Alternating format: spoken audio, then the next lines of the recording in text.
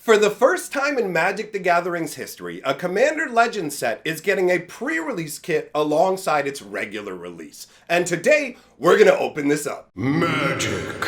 I am a wizard! History. I'm an old wizard! The Magic Historian. My bones hurt. Greetings!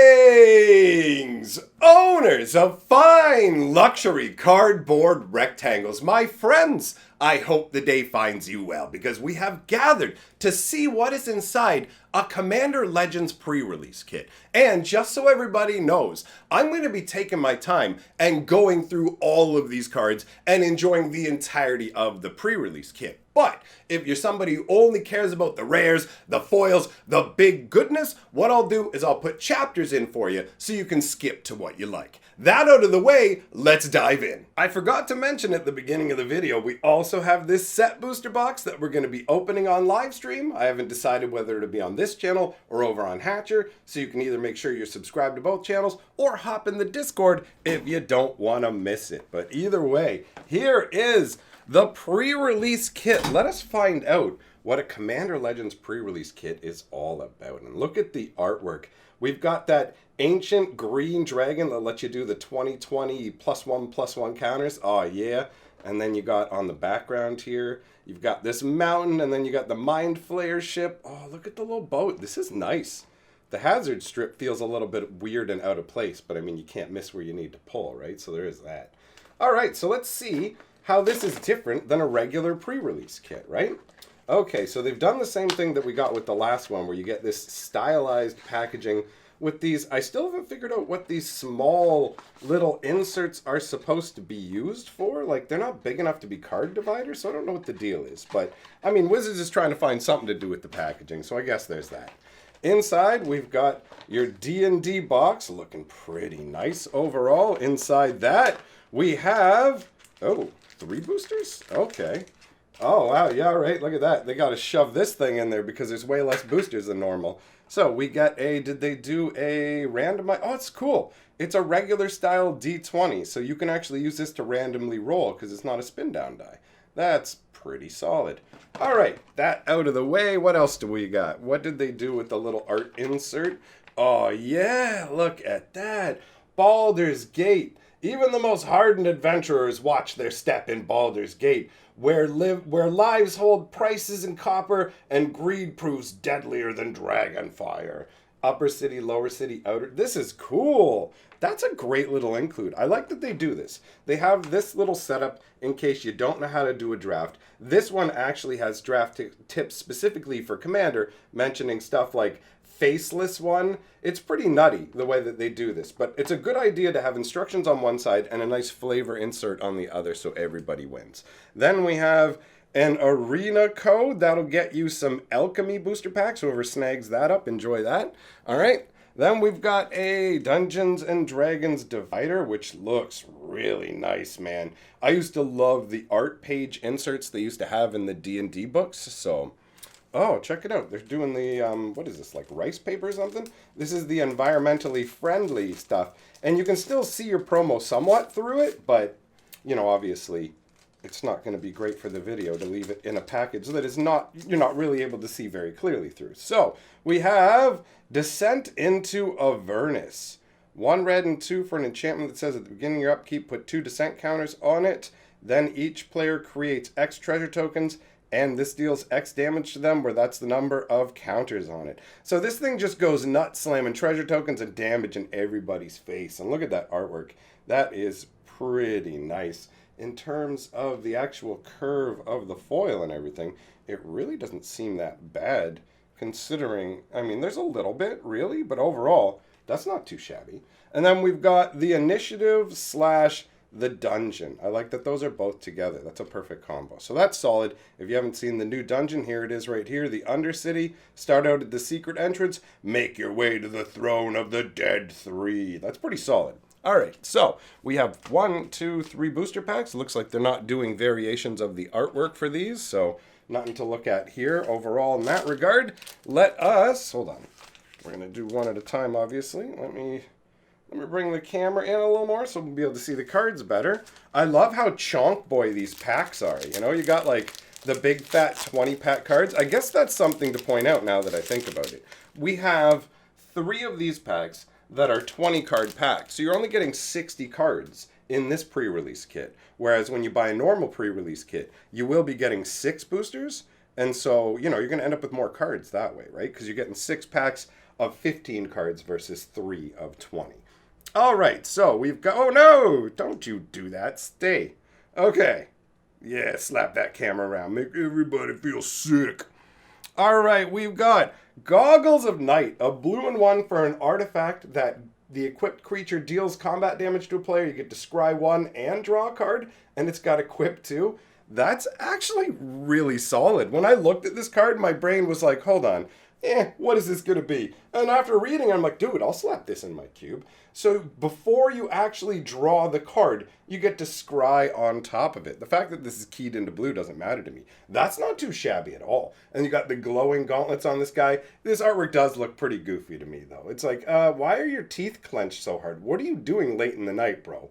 After that, we've got Fire Diamond, done in the Monster Manual style. These were originally from the Mirage block, so they are reprints, straight up just 2 casting cost artifacts that come into play tapped and give you 1 mana of a particular color. Feels like a magical item, but also is fairly underwhelming at the same time, right? So, whatever. The artwork, I do like the Monster Manual style, so this is cool. Then we've got Prized Statue. This is a fun idea. So this is a 2 casting cost artifact that says when it enters the battlefield or is put into a graveyard from the battlefield, create a treasure token. And the flavor text says, to the cultists, the sacred idol was priceless. To the adventurers, it was worth about 2 sturdy mules and a barrel of ale.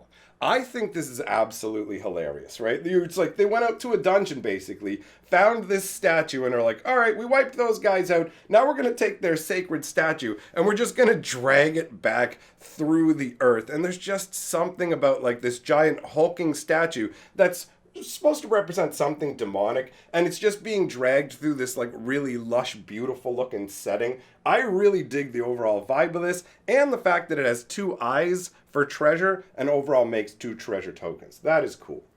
It's not the greatest card, but it's neat. Then we've got Underseller Myconid. Okay, so we're getting down with the fungus. What's this guy? 1 green and 2 for a 1/2. Whenever he enters the battlefield or dies, create a 1/1 green sapperling creature token. Add a mana of any color when you tap them. That's all right, actually. That's not too bad for a sapperling. Water, barley, yeast, darkness. The tavern cellar had everything a growing mold could need. I love the idea of these sort of thalids and these other fungus creatures springing up in different parts of the multiverse in more organic ways, because the original thalids we got were cultivated by elves and created. I like this sort of spontaneous generation concept. It's a lot of fun. And the artwork has a lot of nice color to it with your little fungus friends. I've always loved the fungus boys. Then we've got Blur. 1 blue and 2 for an instant that says exile a creature you or target creature you control. Then return that card to the battlefield and draw a card.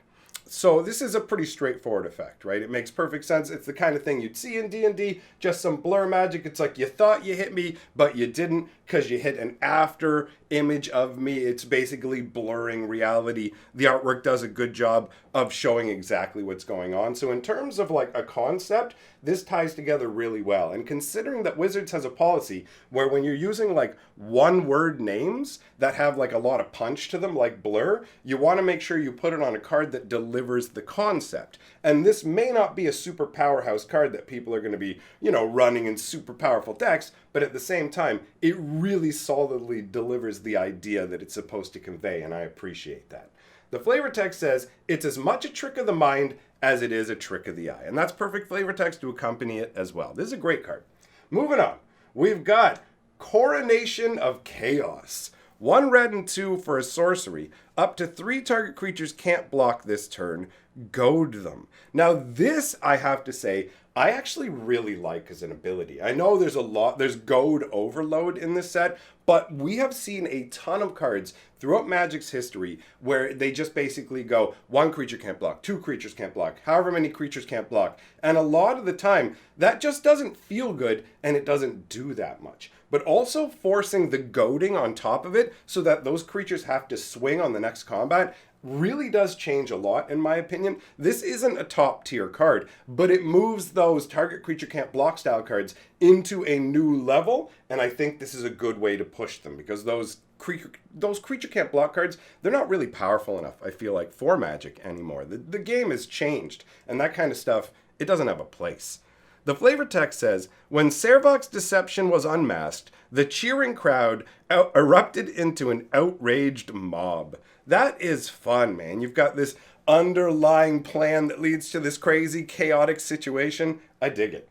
After that, we have Summon Undead.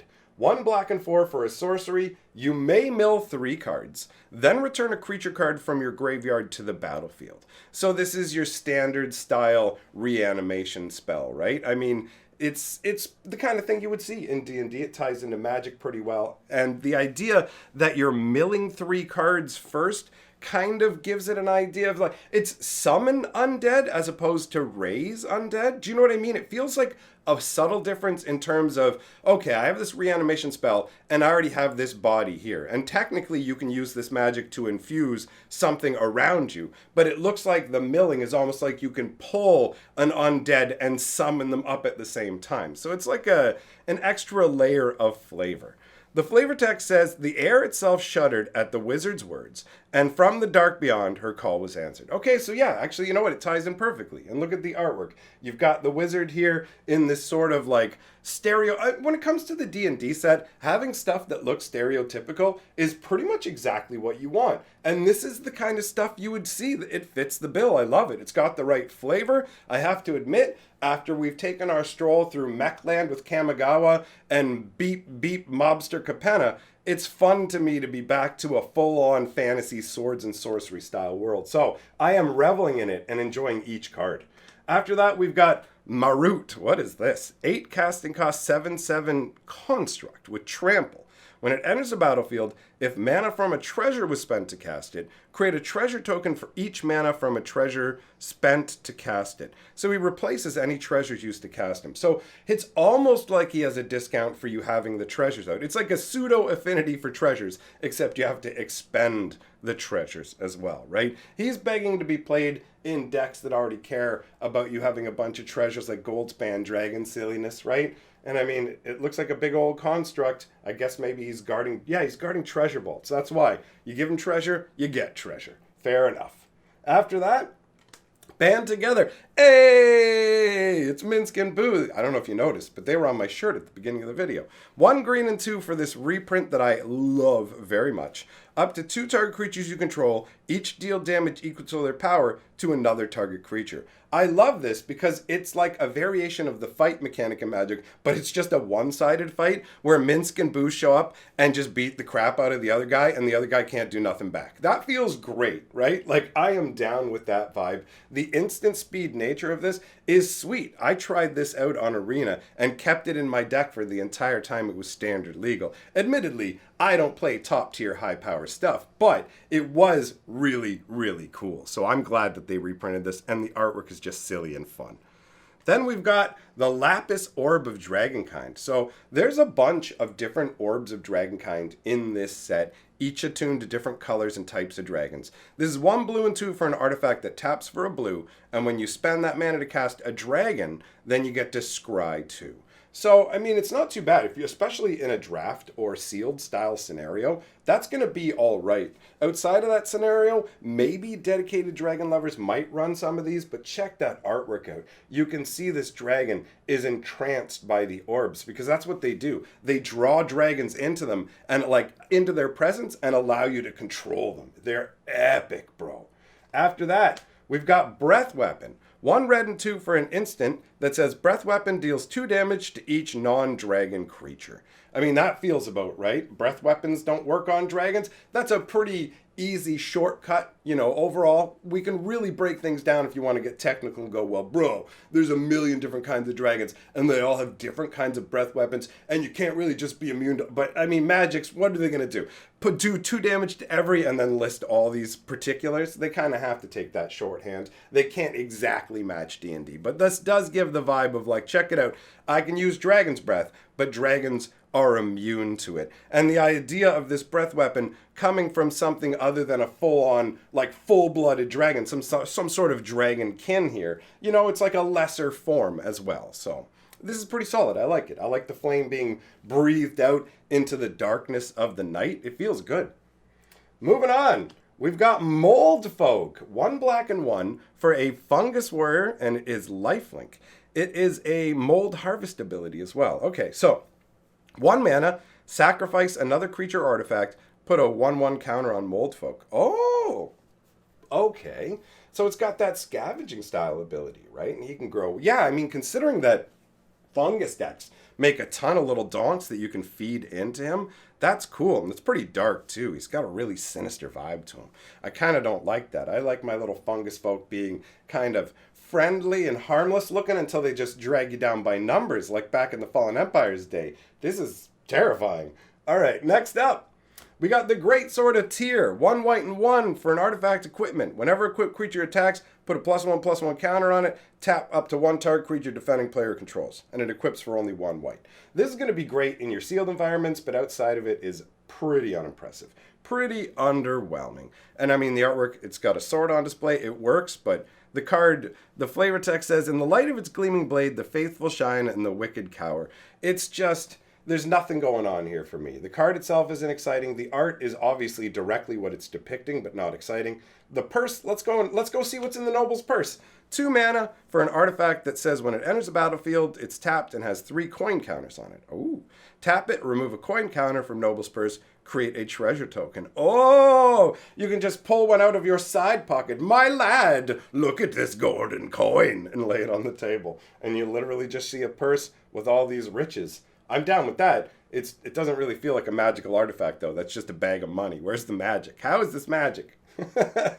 All right. Manifold Key. Wow, a lot of artifacts. 1 mana for a artifact that for 1 mana untap another target artifact, or 3 mana and tap it. Target creature can't be blocked this turn. So this is another reprint. Flavor text says, finally, it was worth the price to never have to fiddle with lockpicks ever again. And that is a quote that is associated with Davery Mindshadow, the thief. That makes sense. A key that can form itself to whatever door you're dealing with is amazing. And I like the idea of the fact that when you use the ability to can't be blocked, it's just like, oh, I can get through any door. You can't stop me from getting where I need to be. That's cool. After that, we've got Banishment. 1 white and 3 for an enchantment that has flash. When it enters the battlefield, the exile target non-land permanent opponent controls and all other non-land permanents your opponents control with the same name as that permanent until banishment leaves the battlefield. So this is like your token and copy Punisher, where it's like, all right, everything's gone. And especially if you hit a token with it or whatever, when they come back, they don't, right? Because they're tokens, so they cease to exist. The artwork is pretty wild. It's like a demon being banished with light or whatever, right? Like, is he being unmade at the same time? That is some super intense artwork. That's awesome. All right, what do we got after that? Oh, it's Wilson. Yeah, man. I loved Grizzly Bears back in the day. We got Wilson. I wish this stuff was mine. Oh, that's so cool. 1 green and 1 for a 2/2 legendary bear warrior. This spell can't be countered. Vigilance, reach, trample, ward 2, and choose a background. This is what I'm talking about. This is amazing. This is a legendary, refined grizzly bear. He's just sitting out with a cup of tea, having a picnic, and oh, tell me his pinky is out. I gotta get this close right up to the eyeballs. He's gotta be pink. He's pinky out! He is the classiest, most refined bear around. Pinky's out sipping that tea. That is the place to be. That's awesome! Okay, then we got Agent of the Iron Throne. 1 black and 2 for a background, and it has commander creatures you own have whenever an artifact or creature you control is put into the graveyard from the battlefield, each opponent loses 1 life. Ooh, it's like a Disciple of the Vault variation. You give your clients what they want at a fair price. What happens after that is none of your concern. I am merely an agent of the Iron Throne. Look at that. You got the dark, shadowy action going on. What's being handed through the door here? Weaponry? Not good times, that's for sure. What do we got after that? Oh, Baldur! Ho, ho, ho, ho. 2 red and 3 for a 5/5 flying fat demon. This chunk boy says that whenever he attacks or dies, choose one or more. Each mode must target a different player. Target opponent draws 3 cards, then discards 3 cards at random. Target opponent sacrifices a non-token artifact, or Baldur deals damage to target opponent equal to the number of cards in their hand. This thing is annoyingly hilarious. You just swing in with it and go, get some! Everybody, have a negative effect. Everybody get annoyed. And then the artwork on top of that is really awesome. Look at this demon, man. He's got a big flaming whip, and I never noticed he had a light sword as well. It's made of crackling lightning. That's intense. It gives you the Lord of the Rings vibes, right? Like Gandalf is going to come and face off against him. That's sick. All right, what's next? Foiled Cloak of the Bat. That looks awesome. 2 mana artifact equipment. Equipped creature has flying and haste. It equips for 2. So, I mean, this is all right. Flying and haste isn't too shabby, but without Shroud, how much of an impact is this going to make? Because it's got to compete with things that exist already, like Lightning Greaves, and good luck with that. Swift with Boots, good luck with that, right? Flavor text says, how about the power of silent flight? Does that suit your needs, Cutthroat? I mean, that's some cool flavor text. This is some cool artwork showing someone wearing the cloak of the bat, which is a genuinely cool magic artifact from Dungeons & Dragons. So this is an awesome card from a flavor perspective, but ultimately not the most amazing. Now, I said that I would show the... Oh, hold on. There we go. We got a token, too. We got an Ox token! But I said that I would put in little chapters. There's the rare and the foil from the first booster pack. Okay. We're going to move on to the second pack now. These are juicy. I wonder if we're going to get any duplicates here. Bum, bum, bum. Man, I love magic cards. Speaking of duplicates, we're getting one right out the gate, son. Cloak of the Bat. Imagine I just went over it again. All right, so we've got Black Dragon Gate. So this is a land gate, enters the battlefield tapped. As it enters the battlefield, choose a color other than black, and so then it taps for a black or a mana of the chosen color. This is a solid gate design where you can go, boom, choose the extra color you want. They've got some cards that care about gates in this set and you building up the number of them. And they combine with the older cards that love gates as well. I like that this one particularly is shown like shadowed like this. This is the Black Dragon Gate. It is dangerous here. All right, then we got Fire Diamond. Oh, this is just the regular printing of it. It looks really nice, actually. That's an awesome gem. I wonder how much that would sell for. Look at it sitting atop that pile of treasure. That's awesome. All right, then we got Fang Dragon. 2 red and 5 gets you a 6/3 flyer, but you can also do the adventure side and play that first, where for 1 red and 1, you get to do the Forktail Sweep, and that deals 1 damage to each creature you don't control. This is great for like sealed formats and stuff like that, where you can go, bam, I'm going to burn all your dudes for 1, and then this guy ends up being exiled off to the side, waiting until you can play him later on. And look at how intense he looks, man. He feels like he'd probably have more than 3 toughness, but 6/3, that's some sick numbers. And I like how he's kind of lurking in the darkness here. That's awesome. After that, we've got a Sturge. Oh, man, I remember these would scare me so much in D&D when I started playing it when I was a kid. Just thinking about them jamming that into you and sucking all your blood out like the biggest, fattest mosquito. What if it comes down the chimney, man? It just jams you in the neck, and then it's all bloated and blorped up, and while you're just shriveled down, falling on the floor. Mom, Dad, help me. I had an active imagination as a kid. Sturges were very terrifying to me. 1 black for a 1/1 flyer. It can't block, and it's got Blood Drain, which is 1 black and 1 pay life. Sacrifice it, draw a card.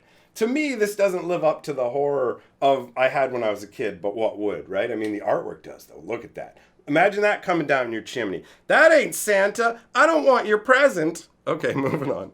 We've got Dawnbringer Cleric. Oh, it's a reprint. Okay, 1 white and 1 for a 1/3 Cleric. When it enters the battlefield, you get to choose if you want to cure wounds for 2 life, dispel magic to destroy target enchantment, or have a gentle repose to exile target card from a graveyard. I do love the flavor words that are tacked on along here. That is an awesome way of bringing in D&D spells and tacking it in, right? And the artwork straight up looks like a heroic cleric bringing the dawn as the light flows up from his hand. So, pretty sweet. After that, Colossal Badger. Badger. We don't need no... Anyways, 1 green and 5 for a 6/5. It digs deep for 1 green and 1. Choose target creature. Mill 4 cards. Put a +1/+1 counter on that creature for each creature card milled this way. Oh, that's interesting. And when he enters the battlefield, you gain 3 life. Okay, that's different. Look at the artwork, though, man. That's intense. This badger is actually tougher than that dragon that we saw. What? That's cool, man. What's the flavor text say? Rip through enough dirt and you'll eventually hit something edible. Oh, okay, so that's what he's doing. He's just... Oh, I thought he was outside, but he's just tunneling so massively. It looks like he's outside. Okay, then. Wow. All right, moving on. We got Manor Gate. Okay, we got another gate. This time it's the green one. All right, and this one legit looks like a Manor Gate. So, a barrier that shields privileged eyes from the city's woes. Okay, I mean, that adds up. Moving on. We got another orb. This is the red one, the Carnelian Orb of Dragonkind. 1 red and 2. This one taps for a red. If the mana is spent on a dragon, it gains haste. This one feels a lot more useful to me outside of the draft and everything like that for dragon lovers. And the artwork shows a dragon curled around it while we have a gigantic Reese peanut butter cup. And you've got this little orb floating above it right here with the dragon inside it too. Looking pretty spiffy. The essence of a red dragon burns within, always ready to rise with wrath. You have to actually fight against the spirits of dragons. When you try and use a dragon orb to harness the power and compel dragons, you actually have a test of wills with these orbs where it's like spectral hands will reach out and grab your hands and try and drag you into the orb. And if you lose, you become a servant of the orb and dragons will be summoned, but instead of you controlling the dragons will be summoned to control you. It's pretty amazing, all right? Moving on. We've got Merkel's Invoker. 1 black and 2 for a 2/3 cat rogue with psychic blades. 8 mana, that's a lot. Creatures you control get +2/+0 and gain mana until end of turn. Whew, underwhelming. Your death will make a fine tribute for the Lord of Bones. Okay, the artwork looks cool. I'll give you that. That's pretty intense. That blade sweep and whatever, but ultimately, this card is, whatever. Moving on. We got Goliath Paladin. Oh, cool, a giant knight. 1 white and 4 for a 3/6 vigilance. When it enters the battlefield, you take initiative. Cool. Why do you cower in the darkness, little gnolls? If you would challenge me, step into the light. Yeah, gnolls are huge. Aren't gnolls like 7 or 8 feet tall? The idea of someone just going, little gnolls, I love it. That's awesome. Oh, a giant paladin's a cool idea. Look at him striding forth all bravely. That's great. All right, what do we got next? Sylvanas' Invoker. 1 green and 2 for a 3/2 dragon druid. This one has Conjure Elemental, 8 mana, untap target land you control. It becomes an 8/8 elemental creature with trample and haste until end of turn that's still land. Okay, so this is basically as uninteresting as that black one we just saw where it's like, who cares? 8 mana for not enough of an effect. Only gonna matter in like draft and limited stuff, unfortunately. Although I love that the artwork is just this dude who's like, I'm up here just kind of singing in nature, bro. Either that or he's like, I love being alive. I mean, the flavor text says, arise, friend, and seize the horizon in the name of the Oak Father. So I'm guessing he's awakening the land that he's literally standing on, which is insane. Then we've got Dream Fracture. Oh, this is like a reprint. 2 blue and 1 for an instant that says counter target spell. Its controller draws a card, and then you draw a card. In her dream, Lola gazed into a mirror. Her familiar features warped, her jaw stretching wider and wider until it cracked, and her reflection pulled her into its gaping maw. That's terrifying. And look at the artwork, man. What is going on here? You've got this crazy spiral going on. You've got this face with the eye blasting. This is nuts, man. This is incredible. Like, honestly, you want to talk about a fractured dream? It looks like one. Then we've got Bag of Holding. Oh, it's a reprint from the previous Dungeons & Dragons set. Makes perfect sense. Bag of Holding, iconic D&D stuff. You always want one. 1 mana to put out. Whenever you discard a card, you exile it from your graveyard. And you can pay 2 mana, draw a card, and discard a card by tapping this. Or you can pay 4 mana and sack it. And then you get to basically grab every card that got exiled by it from your graveyard. So it's like, oh yeah, man, you just cram everything in there and get it all back. This card never really pays off the way you want it to, but it lets you dream big, and I like that. Oh, whoa, okay, hold on. I got to stop for a second here because this is about to... and we're back. The camera shut off because the memory card was full. All right, so next card is Stone Skin. 1 white and 2 for an enchantment that has flash and gives enchanted creature +0/+10.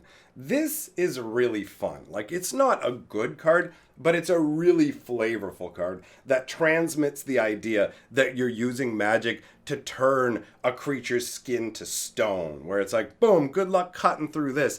That's awesome. And it's got the appropriate flavor text too, where it's like, oh, nice shot. I almost felt that one. And you've got a sword being clanged down on an arm that's like, sparks coming off it the same way as if you had slammed it into actual stone. That's awesome, right? Then we've got Overwhelming Encounter. 2 green and 3 for a sorcery. Creatures you control gain vigilance and trample until end of turn. Roll a d20. Creatures you control get +2/+2 until end of turn.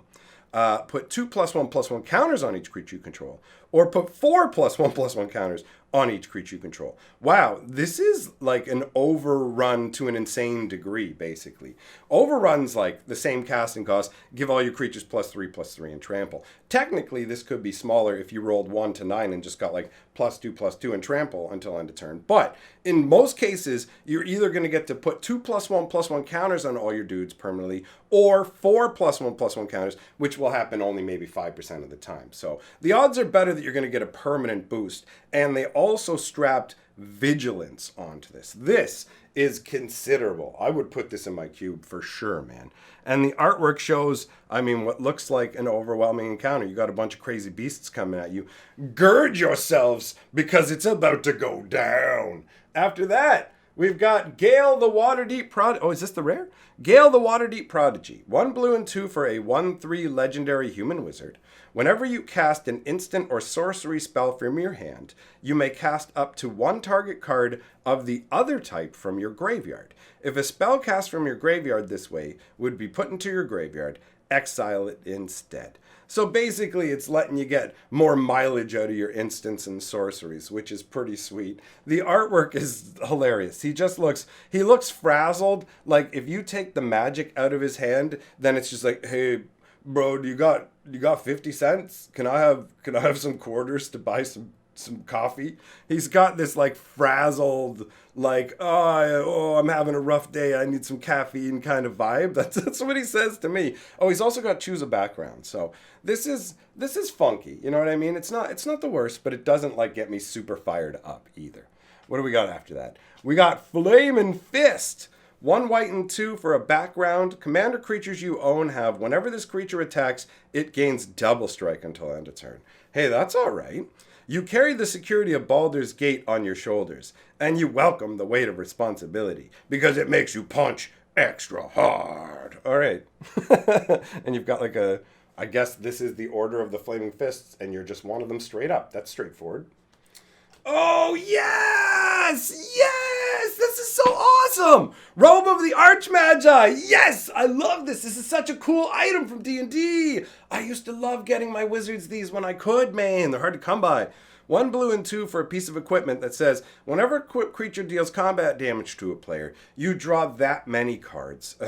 So good. Equip 4, or if you're equipping it to a shaman, warlock, or wizard, it only equips for 1. The flavor text says, it offers the power to shape worlds and the elegance to do so with style. Look at the artwork. Look how awesome the robes look, man. You can see like the cosmos flowing around them. You've got all these planets floating around it with the same vibe as those ion stones. Oh, I love this so much. This is awesome. All right. Then we got Foil Undermountain Adventure. I do have to admit that the text seems faded on this foil. So 1 green and 3 for a 3/4 giant warrior with vigilance. When Undermountain Adventurer enters the battlefield, you take the initiative. Tap, add 2 green mana, if you've completed a dungeon, add 6 green mana instead.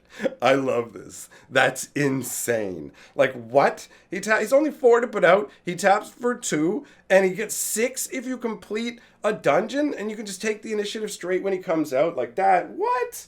What? Look at him. He's a gigantic war. I love this giant. He's just kind of rappelling down. What's up on a bucket in a well? Yeah, man. This is cool. He's got the lantern and everything. That's awesome.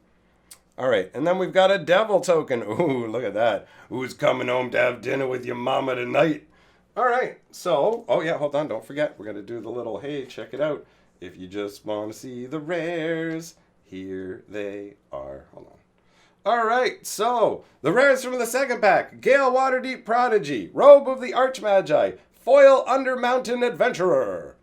Okay, now that's done, we can move on to the third and final pack. Man, I love having the ability to just sit here and enjoy the cards for what they are. And I know not everybody likes to do things this way, but for the people who do, it's really good and it's a lot of fun. Oh, look at this lightning bolt. Yeah, man. 1 red instant, deals 3 damage to any target, takes me back to the beginning days of Magic, right? Like, I started back in 1994. I remember playing D&D, so you got lightning bolt plus the monster manual setup. It's gorgeous. I love it. This is great. Look at that. Take this bolt, son. All right. Then we've got Marching Duodrone. What? Look at this goofy little dude. 2 mana for a construct that is 2/2. Whenever it attacks, each player creates a treasure token. 1, 2, 1, 2. Okay, I guess it just wanders around throwing treasure out. That's silly. What do we got next? Hoarding Ogre. Oh, back from the previous Dungeons & Dragons set. So this is a 3/3 for a red and 3. It's an ogre that lets you roll a d20 when you swing with it. 1 to 9, you get a treasure token. 10 to 19, 2 treasure tokens. 20, create 3 treasure tokens. This is whatever. It really is. I played with it in a pre-con. Doesn't really do much. So the artwork's fun though. You know, we got the ogre just happily. Look at that gleeful ogre, and I just love the whole background of the artwork. It's great. After that, we've got You've Been Caught Stealing. That does not sound like the name of a magic spell. 1 red and 1 sorcery. Choose 1. Threaten the merchant. Each creature blocks this turn if able. Bribe the guards. You create a treasure token for each opponent who was dealt damage this turn.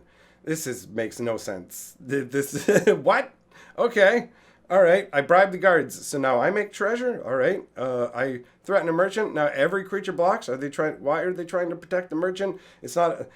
Why would you name a spell this? This is the one thing about the D&D sets that does trip me up with the flavor, and this card right here is just putting it right in my face. That's not a spell. You wouldn't have like, I found the great grimoire of the goat-tickling mage, Wambly Bambly, and I found his ultimate spell, more powerful than power word kill, more powerful than wish. Why I found the spell, You've Been Caught Stealing. The magic spell called You've Been Caught Stealing. Like, it's a sorcery, right? I get what they're trying to go for with this, but it's just a flavor quibble. The artwork's funny, though. It's like, what? Look at how much stuff were you stealing? What? Oh no. Oh no, am I in the Matrix? Is there a glitch in the Matrix, guys? Why is it? Is it because they know? Is the rest of the pack these? Please no. Please. Oh, thank you. Okay. Arms of Hadar. 1 black and 3 for a sorcery. Creatures target player controls get -2/-2 until end of turn. Burning slowly into annihilation. The Elder Evil... What is it? The Elder Evil Hadar grants fearsome powers to warlocks willing to help satiate its dark hunger. Yeah! That's cool, man. So what is this? Yeah, warlocks make deals with dark beings for power. Look at that artwork, too. That definitely looks like the kind of power you would get from some kind of demonic otherworldly being. I dig it. Let's cover up that. You've been stealing stuff over there. Move on. 1 black and 2 for a 4/1 frog horror. The Grey Slad. The Grey Salad. 1 black and 1 for Entropic Decay, which is mill 4 cards. Oh, you just... Okay. When it comes into play, as long as there are 4 or more creature cards in your graveyard, it has Menace and Death Touch. Ah, okay, so that explains why you'd want to mill yourself. The artwork, I mean, can I say from a distance that the artwork is actually pretty questionable? Do you know what I mean? Like, I know what he's holding, but it is brave of them to, like, really go with that, like, reddish, the hue of his sword hilt and the positioning of it. I'm just going to say Wizards is pretty brave, okay? Like, we're moving on. That's interesting choice. Roving Harper. 1 white and 2 for a 2/2 elf scout. When Roving Harper enters the battlefield, draw a card. The Harpers value peaceful coexistence, historical preservation, and harmony with nature. And each day they spread their ideals a little farther. I do like that. I do love the very idyllic setting here, you know? This scout wandering around and just the landscape behind her. It's very bright and inviting. I appreciate it. Moving on. We've got the Basilisk Gate. So this is not a gate where you pick a color. This one taps for a colorless or pay 2 mana. Target creature gets +X until end of turn, where X is the number of gates you control. Activate only as a sorcery. This actually is pretty solid for a gate. I hadn't seen this one before. This set is huge, so I haven't seen a lot of the cards in it. And this is actually pretty sweet, man. You got a bunch of gates kicking around. You can make your creatures formidable. I mean, that's probably why they set it so you can only do it as a sorcery. It'd be really strong if you could do it as an instant. The sorcery part limits you to doing it before you swing so your opponent can deal more better with what's going on, right? Flavor text says, the eastern passage into the city is filled with reminders that the patriarchs are literally looking down on you. All right, moving on. The Matrix. The Matrix, what? Oh, okay. Is it just that I've talked for so long the universe is enough? You're just going to double down, so I'll keep going? Your temple is under attack. Oh, the glorious spell. No, if I make fun of it, there's going to be another one. This is a great name for a spell. 1 white and 2 for an instant that says choose one. Pray for protection. Yeah, protection from dupes. Creatures you control gain indestructible until end of turn. Strike a deal. You and target opponent each draw 2 cards. You trespass on sacred ground, monster. Leave while you still can. All right, you know what? That's cool. You got like this little diminutive cleric who's put this kind of holy symbol up in the air that kind of looks like a little squinty masked ninja face. And it's like, you shall not pass, leave. And you got a big beast there in the darkness. I like it. This little dude here is brave. All right. Oh, yeah, it didn't get doubled because I didn't make fun of it. Cloakwood Swarmkeeper, 1 green for a 1/1 elf ranger with the Gathered Swarm. Whenever 1 or more tokens enter the battlefield under your control, put a +1/+, just, oh wow. He only gets 1 counter if a bunch come out at once. Woo! Wow, don't push that envelope too hard. When he's threatened, the forest buzzes and the air hums with dragonfly wings. Oh, cool. All right. He's got like swarms of dragonflies and stuff. That actually looks awesome. All right, you know what, man? I talk smack about your ability, but your flavor is on point. All right, after that, Sea Hag. Oh, yeah. I'm going to get one of these and put my wife's face on it. Be like, this is what I think of you. We haven't even been married for like 2 weeks. Okay. 1 blue and 4 for a 3/5 hag. It's got aquatic ingress. Ooh. It's an instant that says up to 2 target creatures each get +1/+0 until end of turn and can't be blocked this turn.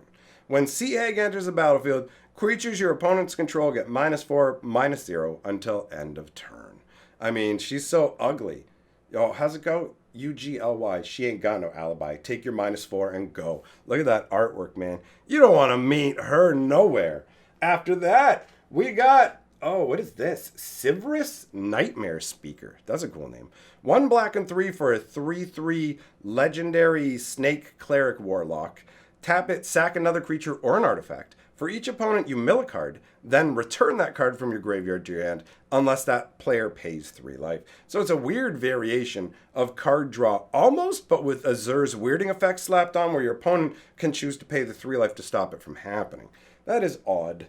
And it's got choose a background. Okay. I mean, I love the artwork. This is amazing. He's some kind of crazy snake warlock. Look at it. That's amazing. What is going on here with this altar? It's so colorful. I love it. It's so vibrant. And then we got a ghost lantern. This is messed up, man. 1 black for an artifact that has bind spirit. 1 black and 1. Return target creature card from your graveyard to your hand. And whenever a creature you control dies, put a +1/+1 counter on an equipped creature. You trap all of your allies' souls in there, but look at the face. Look at the face, man. No wonder this is in black. This is so evil, bro. Look at that. It's not nice in there, and you're siphoning off their power. That's intensely evil. Then we've got Wild Magic Surge. Yeah. Oh, hey, what up, Minsk? 2 red for an instant. Destroy target permanent and opponent controls. Its controller reveals cards from the top of their library until they reveal a permanent card that shares a card type with that permanent. They put that card onto the battlefield, the rest on the bottom of the library in a random order. That's awesome. It's like a crazy polymorph. You never know what's going to happen. Random and chaotic. And Wild Magic is just that. Wild Magic surges are when you don't know what's going to happen. Unpredictable effects, right? And this encapsulates that. And the artwork is colorful and glorious too. I dig this a lot, man. That's great. Then we've got another Sivris, but I mean, this duplication's okay because we've got the manual artwork, so it's like a different card. It doesn't feel like a mistake or anything, right? So, all right. Then we've got Candlekeep Sage. 1 blue and 2 for a background. Commander creatures you own have, when this creature enters or leaves the battlefield, to draw a card. I guess great with commanders that you'll constantly have coming and going. You love the smell of dusty tomes, the flicker of candles during the late night reading, and the old text that brings to life the scholars who have come before. Okay, not very exciting, but fine. Then we've got, hey, you little cutie, we got an owlbear cub. 1 green and 2 for a 3/3 bird bear. Mama's coming! Whenever owlbear cub attacks a player who controls 8 or more lands, look at the top 8 cards of your library. You may put a creature card from among them onto the battlefield tapped and attacking that player. Put the rest on the bottom of your library in a random order. This will 1000% make its way into my cube. It's absolutely awesome. I love this little owlbear cub. He's just sitting out in the rain with this little angry little face on. Yeah, I'm so angry. But then there's this like bracer, and it's like, hey, wait a minute. Who did that belong to? What's this? What's going on? Maybe I shouldn't even be here. It's like, Mama's coming. That's awesome. And then we've got, foil Noble Heritage. 1 white and 1 for a background that says commander creatures you own have, when this creature enters the battlefield and at the beginning of your upkeep, each player may put 2+1/+1 counters on a creature they control. For each opponent who does, you gain protection from that player until your next turn. You know what? That's amazing, dude. And you've got, look at that skeleton token. That looks awesome. That's so cool. So I think I would use that and Wilson as my commanders, because this is the background. I would use Wilson and choose this background as from this pre-release kit for my deck. So these are the rares from the final pack, and that wraps up the entire video. If you watch the entire video, you deserve a reward. So you may go and watch the brand new lore video about Magic the Gathering, and specifically about the Blind Eternities, the area that Planeswalkers travel through. I have made that video, and I will link it on the screen for you. Since you stayed for this entire journey, I will now bestow an additional story upon you. Thanks for coming by, everybody. Big shout out to my patrons, and I will see you all for the next video.